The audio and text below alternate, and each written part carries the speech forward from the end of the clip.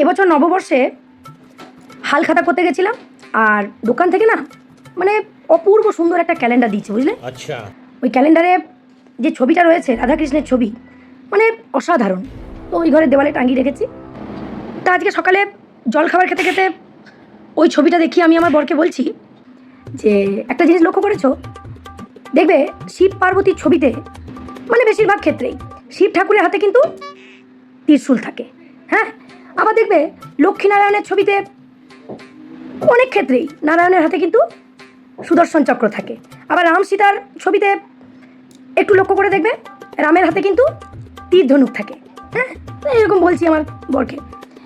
তা ওই ঘরের ওই ক্যালেন্ডারের ছবিটা দেখিয়ে আমি তখন আমার বরকে বলছি, দেখবে একমাত্র এই রাধাকৃষ্ণের ছবিতেই আমাদের কেষ্ট ঠাকুরের হাতে বাঁশি থাকে।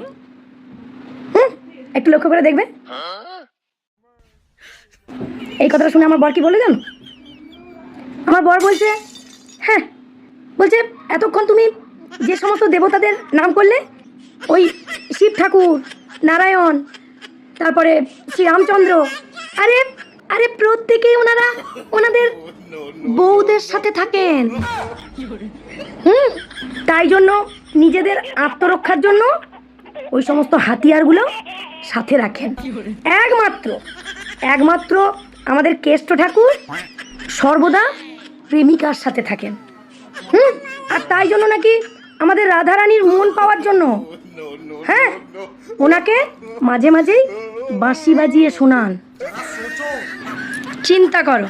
হ্যাঁ, তা আমি বলছি মানেটা কি বলতে চাইছো তুমি? তখন আমাকে বলছে, হ্যাঁ, শুধু মনুষ্য জগতই নয়, ওই স্বর্গলোকের দেবতারাও জানেন যে ওনারা ঠিক কাকে নিয়ে ঘর করেন। না, মানেটা কি? হ্যাঁ, সে সকাল থেকে জল খাওয়ার তো মাথায় উঠেছে।